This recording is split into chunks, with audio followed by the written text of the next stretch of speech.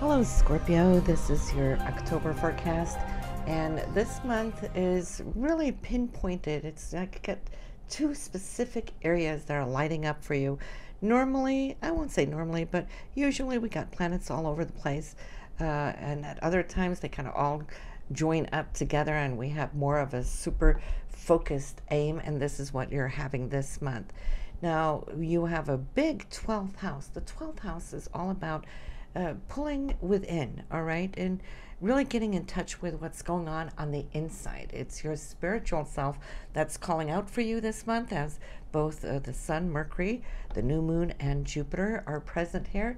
And Mercury, of course, is all about your thought processing. So it's like your thoughts are wanting to kind of not just rest up and pull away from the outer world, but it's really the need for attuning yourself to your higher self, your spiritual self. The sun is here as well, and of course that's where you're radiating, and this is where you're recharging your batteries so that you can be good to go once we get a little bit further out into the month, where of course the sun will then be moving into your sign, right? Venus and Mars, though, let's talk about it, because that is in your 11th house. So this is going to be a big month, October, for you as far as social activities.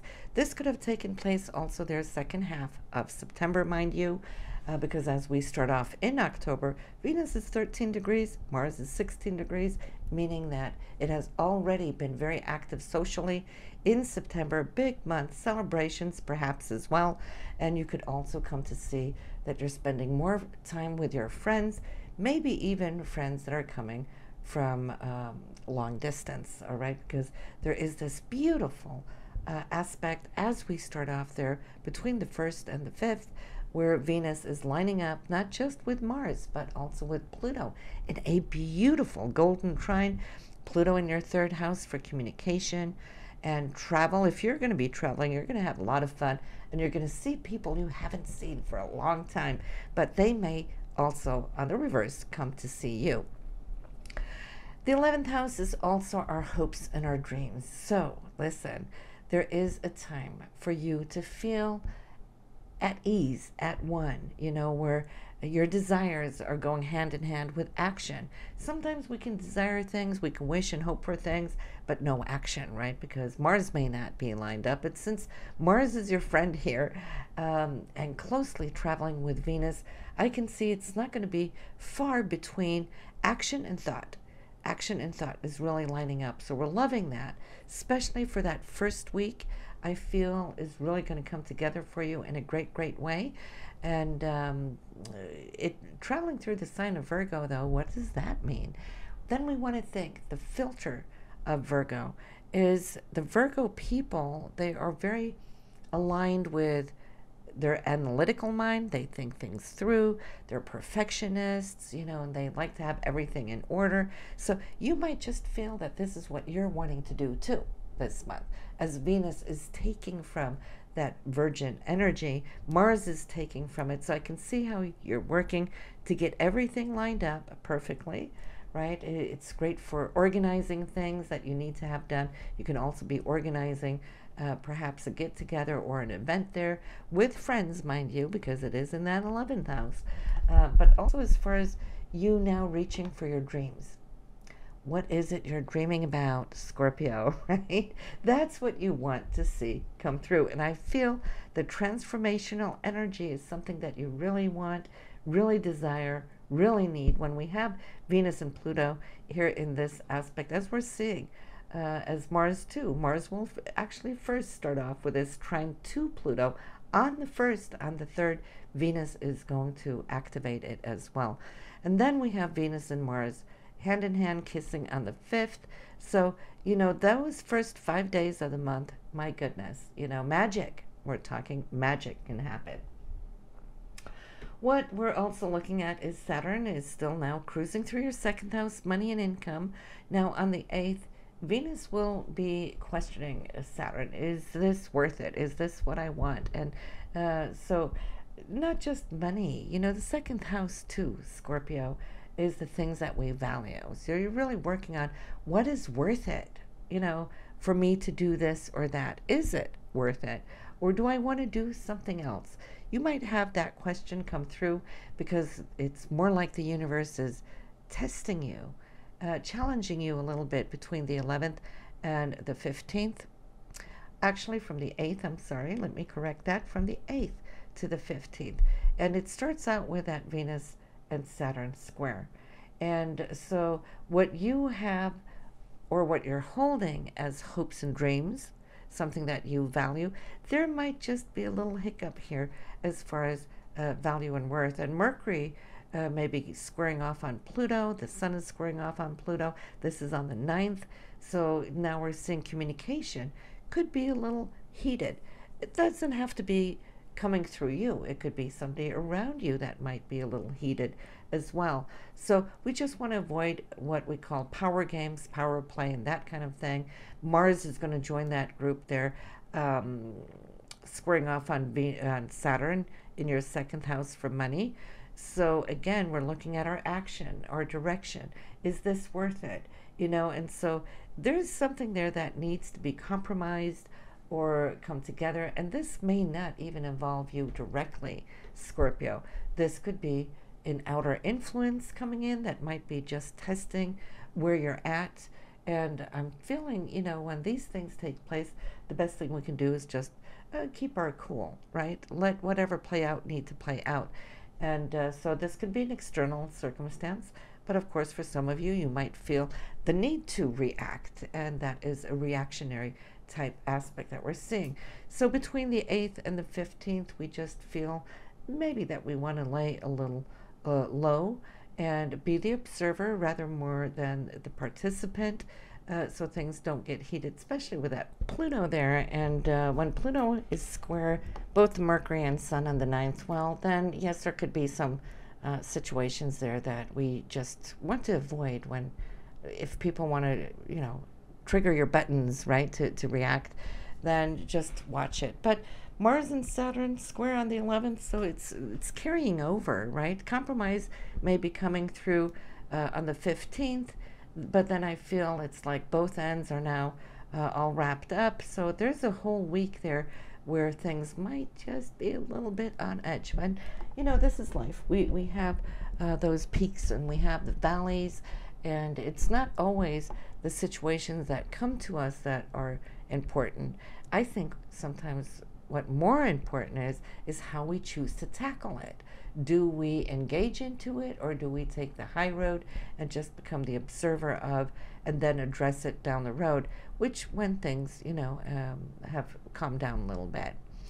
But then from mid-month, I feel that you're getting it all together, Scorpio, the Sun and Saturn, in a beautiful aspect. The Sun still in your 12th house, Saturn in your second house, so your value system is feeling like it's being restored, and so things are all good. You might need to make a decision there on the 19th, though, as Sun and Uranus, they're opposing each other. So it's preparing itself to cross your rising sign or your rising degree. So yes, when the Sun and Uranus it come together in opposition, it's looking at change, things that are important to you. So the 19th, in that sense, I feel you taking like a step back or a distance too, as you're looking at what took place, where am I now, what do I want to do with this, right? Where am I going with it? So as we can see, we got these two very pinpointed windows of situations taking place this month. October is really super important in that sense. Now, on the 24th onwards, we got great things taking place, Scorpio. Mercury now in a beautiful trine to Neptune. Neptune in your 5th house always indicates, for as long as this transit is lasting, which is still only halfway through the sign of Pisces, so you can still have it there for years to come. But when Mercury comes along, Mercury's our mind, and then Neptune is that higher ideal way of thinking. It's very spiritual, it's very artsy. You might feel a need to engage into something spiritual. So whether it's meditation or listening to beautiful music, having some great food, anything that soothes the soul. All right, so this is a day where you're really going to heal yourself, and I feel too, as far as romantic things, you can have a good conversation with your partner and looking at how things can improve. How can we elevate? How can we make it that much more special? How can we align ourselves with the higher dimensional portions of who we are, right? So you will have good gehör on this day, meaning that you will be heard, whatever it is you're communicating, because it's coming across beautifully. We have such a beautiful aspect here, and that's the Sun and Jupiter. When they meet once a year, only one day, they have this annular visit where the Sun will get a kiss from Jupiter. And this is one of the luckiest days of the year, and it only comes around very, very shortly. And for you, this year, it's going to be in your 12th house. So Jupiter's wanting to expand your sense of inner or higher spiritual consciousness. I feel that the gift that it's going to be giving is something that you can take with you as you move along, as it indicates a whole lot of trust, faith, hope, expansion of what is beautiful. And it's considered very, very lucky as well. So it's a romantic day as well. So you want to really pay attention to what's taking place for you, Scorpio, there on the 26th. On the 27th, then I feel your values. Venus here is aligned with Pluto. And when they come together, it's always intense. And good intensity is always very, very beautiful, very dynamic, very transformational, if you wish. But we have a square going on. Now, for you, Venus will be at this time in your 12th house. So something's going to surface, I feel. And through communication, Pluto's in your 3rd house for communication. Whatever is going to be unveiled could bring you a situation that you're going to be looking at, needing to make some choices on. Sometimes there is a disagreement, a fallout, and that can be intense as well, which we can see. What Pluto is beautiful. See, Pluto is actually the magician. This is your ruler, right?